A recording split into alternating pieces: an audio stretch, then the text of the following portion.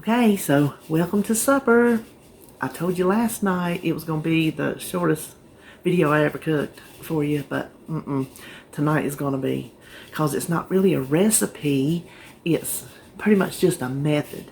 We're going to make chicken and gravy in the Instant Pot. So, let me turn you around and we'll get started. Okay, now let's get started. It's hard for me to give you an angle to see inside the pot and down here, so we're just kind of going to go in between.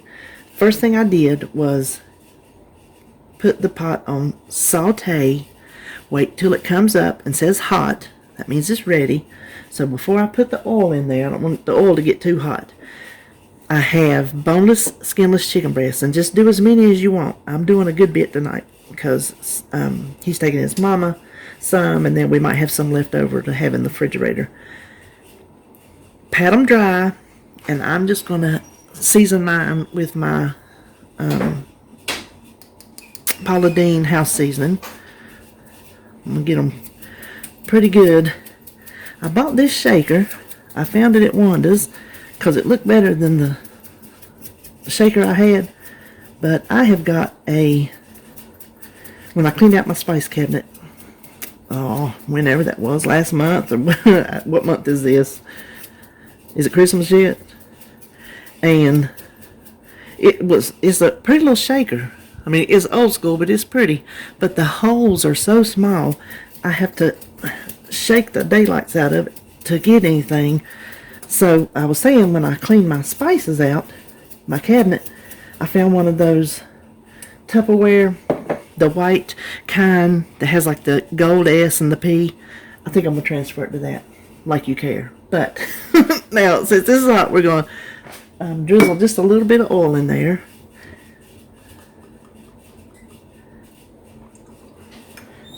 And you can count your oil if you want to. You know I don't. Then we're just going to brown each one of these. Now it's going to sizzle. Let me tell you before let me go ahead.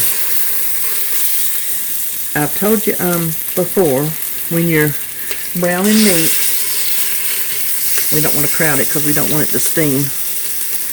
I have different size breasts because I picked out 2 different bags and they were put together as 2 different sizes. So that's why. Oh, that smells good already. I'm going to hit this side with my seasoning. What I was going to tell you was, you know, I told you when you're browning meat in here, it's not a non-stick pan. I don't even know if they make non-stick pots for these or not. But if you try to turn it too early, it's going to stick every single time. You got to give it time to release the juice, then to release itself off the bottom of the pan. So instead of making you stand here and stare at it, I'm going to just brown the chicken and come back and show you the next step. Okay, you're going to hear a lot of sizzling, but I'm getting ready to turn it. And I thought I would come back and show you how easy it is to turn when you give it time to do what I told you. So I'm going to lean you over.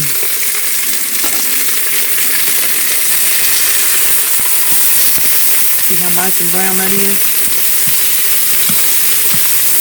See how easy that comes up?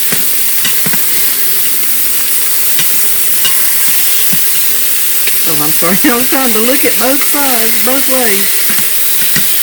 But see how easy that came up? Because I allowed it to release its own juices. So I'm going to now go ahead and brown everything. Then I will come back. Okay, I'm just going to hold this. I think it'd be easier for you to see what's going on. So we have our pan of browned chicken breast. And as you can see in here, the brown is on the bottom. So we're going to cancel. Put it back on saute. It was hot, but we're not building pressure, so I just put it back on saute. I just do. It probably would have worked the other way, but this is how I do it. Then I have just a can of chicken broth. Now, it takes a cup to build the pressure. I was starting to burn there while I was talking. Just pour just a little bit in there, enough to get up. And we're fogging. Can you tell through the fog that it's taking the brown bits off the bottom? Because those will give you that dreaded burn notice, and nobody likes that. So get that off. Then we want to pour a cup's worth, which is going to be pretty much half of this. Just kind of feel around for that. Then we want to put the trivet in. Yeah, you don't have to put it on saute, but because it would have been hot enough, I just did. Then we're just going to put the chicken breast all on top.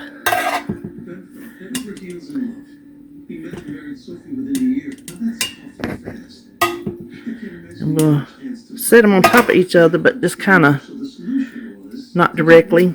Kind of like when you make a little pile of charcoal on your grill. Kind of stack them. Give them a little bit of space in between there.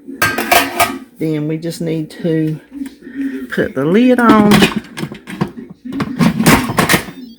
Close your vent. Sometimes I forget. Then we're going to cancel that.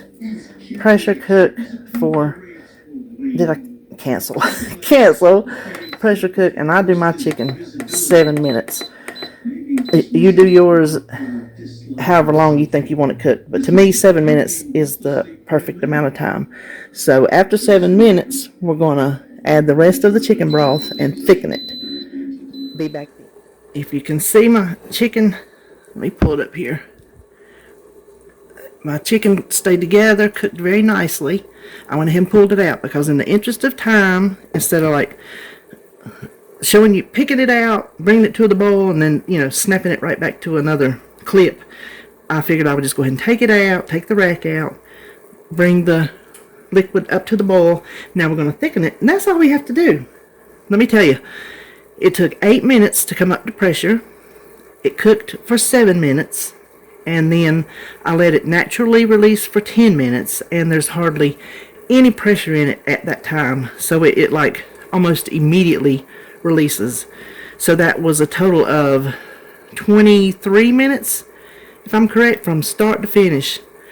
The chicken was in the freezer. I just had to thaw it out today, season it, brown it, add a few minutes for that. It probably took maybe 15 minutes to brown it all up, so you do have to add that. Now we're going to add just a little bit of time for thickening the gravy. So you can see it's really, for chicken and gravy, it's a quick dish. Now what I have in here, I have 2 tablespoons of cornstarch and 2 tablespoons of water.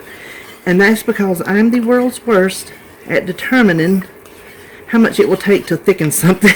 So I will add part of this in as we whisk it, and then the rest of it if I need to. I'm trying to do this without getting in front of y'all. Okay, that's going. I hope y'all can see. Okay, I think it's going to take both tablespoons.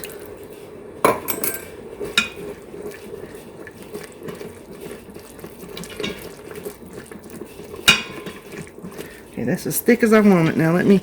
Oh, when I took it out, I'm sorry, I canceled it, and oh my gosh, no wonder I forgot to put this in there and bring it to the bowl. I knew something wasn't right. That was not enough. That was not enough gravy. Listen, y'all know y'all at my channel, because here I am flooding something up again. Let me put it back on, bring it back to the bowl. Lord help us all.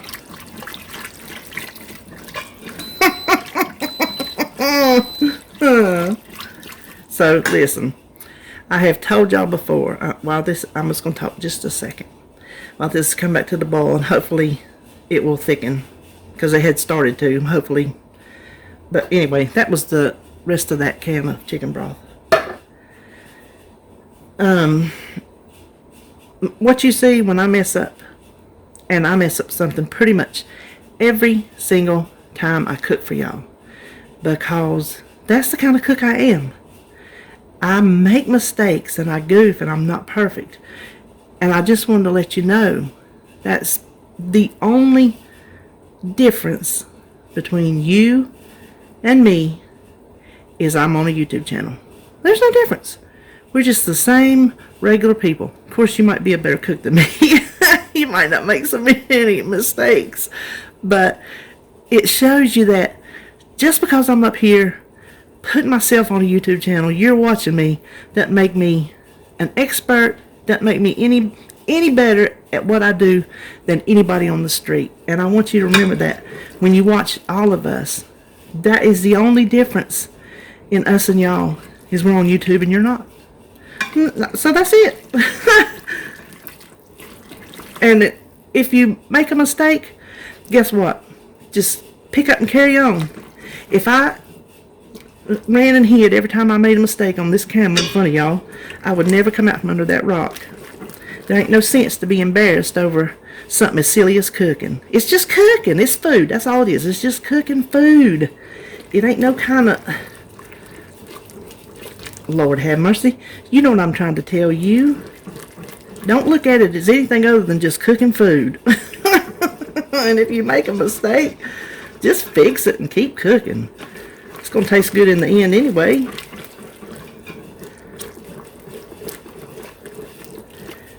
Now I do know I'm not going to make my gravy. I do want it a little thicker than this.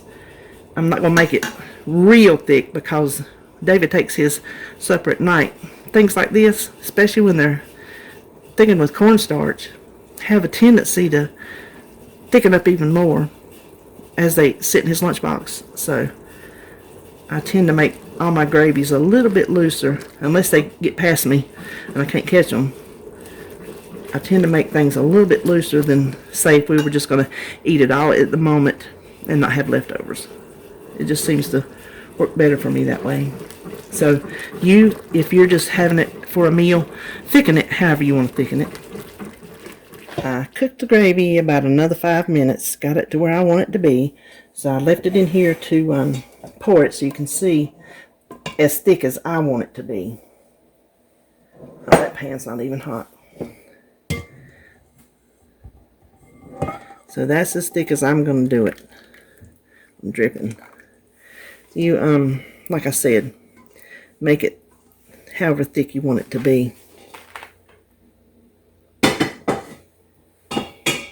I drip that all in my floor.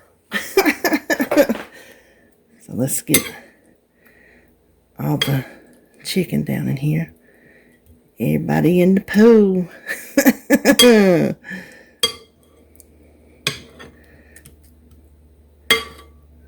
Yeah, okay. Now I'm going to show you what I'm having for supper.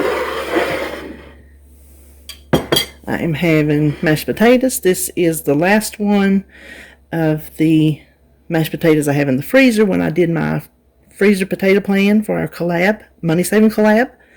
I will, how about, I'll link that at the end. Then butter beans. Those are the ones that I got dried down at the farmer's market. And I will just have a piece of chicken and the potatoes. This is a half a cup. On blue and green, it's 3 points. On purple, it is 1. Beans on everybody is 0. The chicken, 0. Green, weigh yours. The gravy, I'm counting as 0 because you know when I saute in oil, I don't count it. So the little bit of cornstarch that was in there, don't even know the points because I don't count cornstarch. Never have. So I am a Weight Watcher rebel. It has worked for me. So I just go with it. Now let me cut into this chicken and see. I hope it's done because I'm I'm through.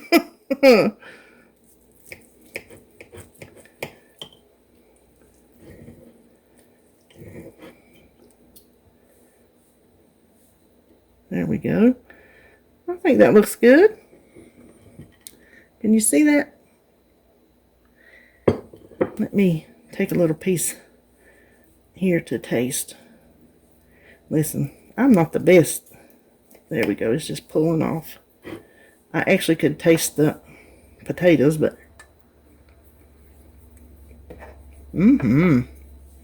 Oh, that's really good.